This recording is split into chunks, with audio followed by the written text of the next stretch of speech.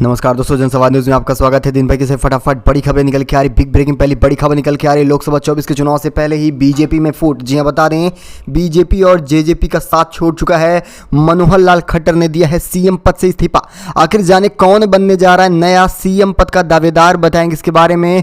वहीं एक और बड़ी अपडेट निकल के आ रही है। दिल्ली में नमाजियों के साथ हुए बदसलूकी को लेकर विवाद बढ़ता जा रहा है। जी आखिर क्या कुछ ऐलान हुआ है दिल्ली में, बताएंगे इसके बारे में। एक और बड़ी खबर निकल के आ रही है। जी हाँ, CAA को लेकर लगातार विपक्षी पार्टियों ने हमला बोल दिया है बीजेपी पर। वहीं देखा जाए बीजेपी के ही नेताओं के बीच अनबन शुरू हो चुकी है। असम के सीएम हेमंता ने दे दी है बीजेपी नेताओं को धमकी। कहा ऐसे लोगों को नागरिकता मिली तो मैं पार्टी छोड़ दूंगा, बताएंगे इसके बारे में। वहीं मुसलमानों को लेकर क्या कुछ कहा जा रहा है, एक और अपडेट निकल के आ रही है। जहां बता दें आपको बड़ी खबर, झारखंड में कांग्रेस महिला MLA के ठिकानों पर ED और CBI की छापेमारी।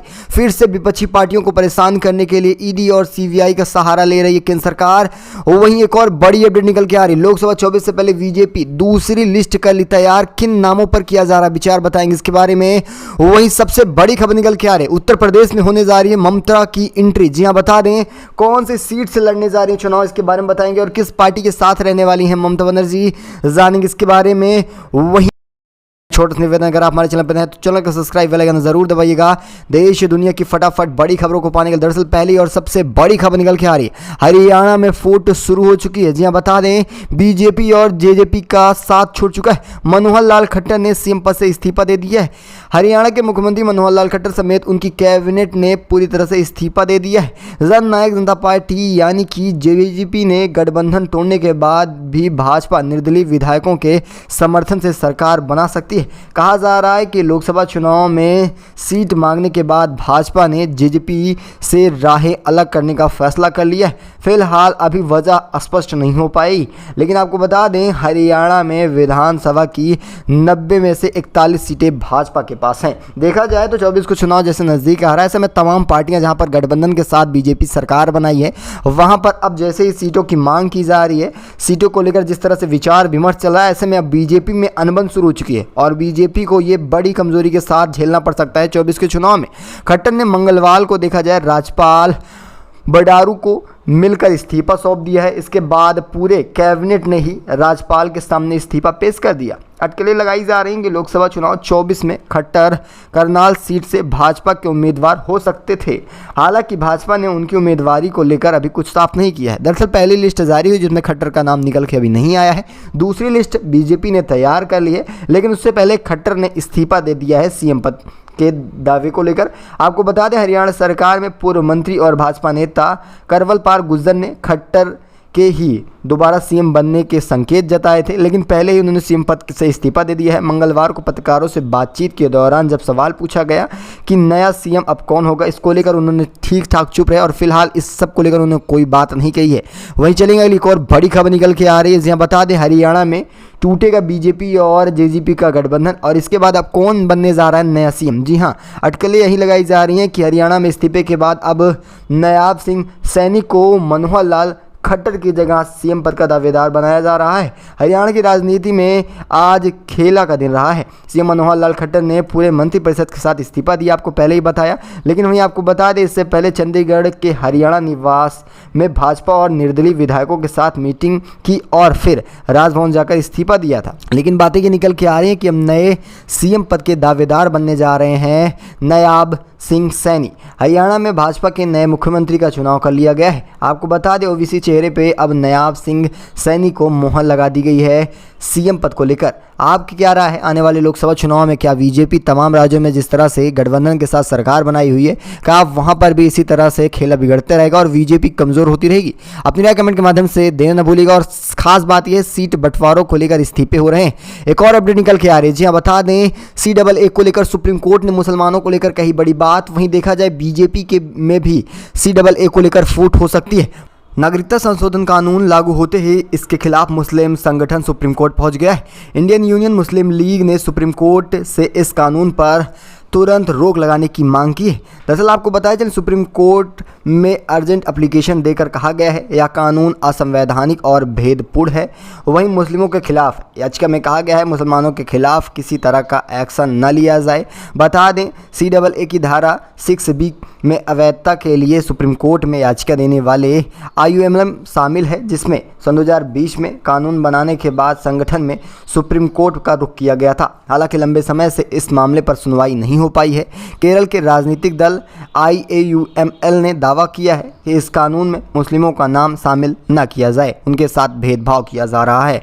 यह कानून धर्म के आधार पर बनाया गया है, जो कि संविधान के मूल सिद्धांत का उल्लंघन कर रहा है। वहीं शरणार्थियों के मामले में भी भेदभाव किया जा रहा है। याचिका में कहा गया है कि सुप्रीम कोर्ट से फाइनल फैसला आए बिना ही केंद्र सरकार इसे लागू कर रही है। वहीं इस पर खामियां ये भी दिखाई जा रही हैं कि केंद्र सरकार अपनी मनमानी चला रही है। दरअसल ये मामला पहले से ही सुप्रीम कोर्ट में है और ऐसे में जब तक सुप्रीम कोर्ट से फैसला नहीं आ रहा तो ऐसे में इसे लागू करने का कोई भी दावा नहीं है सरकार को। लेकिन केंद्र सरकार CAA कानून को लागू करने जा रही है, जिसको लेकर मुस्लिम लीग सीधा सुप्रीम कोर्ट पहुंच चुका है।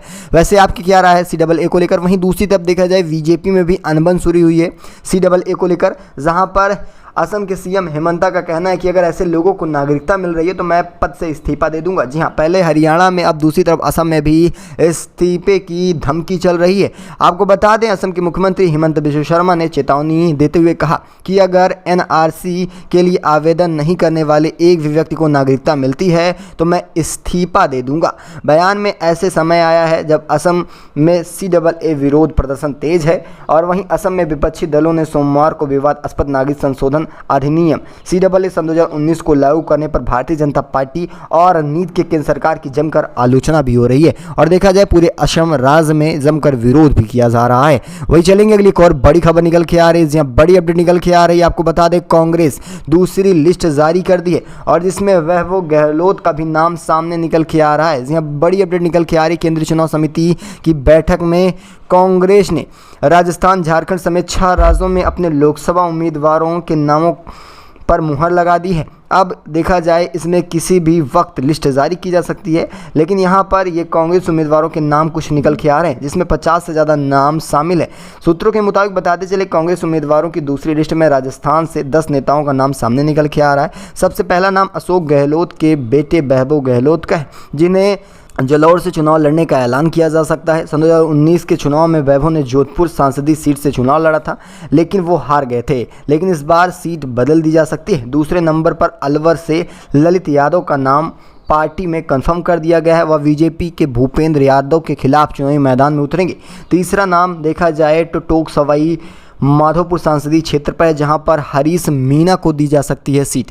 वैसे आपकी क्या राय है? कांग्रेस खोलेगा, अपनी राय देना ना भूलेगा। चलेंगे अगली एक और अपडेट निकल के आ रही है, बड़ी खबर निकल के आ रही है। ममता की एंट्री होने जा रही है उत्तर प्रदेश में। एक सीट पर चुनाव की मांग की जा रही है सपा से। बड़ी अपडेट निकल के आ रही है, उत्तर प्रदेश में लोकसभा चुनाव को लेकर विभिन्न राजनीतिक दलों की महत्वाकांक्षा सामने आ रही है। दरअसल विपक्षी गठबंधन इंडिया की ओर से लोकसभा चुनाव को लेकर लगातार अलग अलग दावे किए जा रहे हैं। दरअसल पश्चिम बंगाल की मुख्यमंत्री ममता बनर्जी ने यूपी में एक सीट चुनाव लड़ने की घोषणा कर दी। उन्होंने कहा कि इस मामले में समाजवादी पार्टी अध्यक्ष अखिलेश यादव से बातचीत चल रही है। समाजवादी पार्टी नेता सोमवार को ममता बनर्जी के सामने एक पेशकश कर दी है।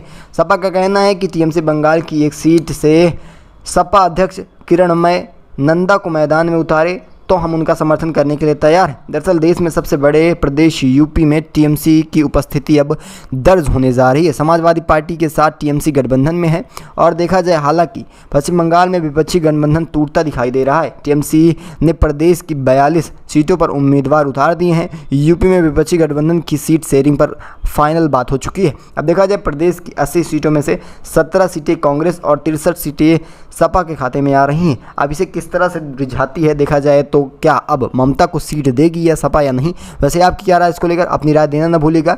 एक और अपडेट निकल के आ रही है, लोकसभा चुनाव को लेकर कांग्रेस सपा के बीच रणनीति हुई तैयार। दिल्ली बुलाए गए हैं 3 बड़े नेता।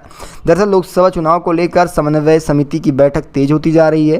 कांग्रेस और सपा नेताओं ने चुनावी रणनीतियां तैयार कर ली हैं। सपा के राष्ट्रीय अध्यक्ष व पूर्व मुख्यमंत्री अखिलेश यादव की अध्यक्षता में सपा कार्यालय में हुई बैठक में कांग्रेस के हिस्से में आई 17 सीटों पर उम्मीदवारों के नाम पर चर्चा की जा रही है और देखा जाए तो समिति के साथ ये सीट शेयरिंग हुई है। साथ ही इन सीटों में संबंधित सपा और कांग्रेस नेताओं को आपसी सहयोग भी मिल सकता है। वैसे आपकी क्या राय है? जिस तरह से इस बार पूरी तरह से गठबंधन एक साथ है, क्या सत्ता से इस बार बीजेपी को उखाड़ फेंक पाएगी या नहीं। वैसे आपकी क्या राय, क्या पूरे देश भर में बदलाव होना चाहिए? अगर हाँ तो इस वीडियो को ज़्यादा से ज़्यादा लाइक कर शेयर करिएगा। मिलेंगे आपको बड़ी अपडेट के साथ, तब तक के लिए धन्यवाद। जय हिंद, जय भारत।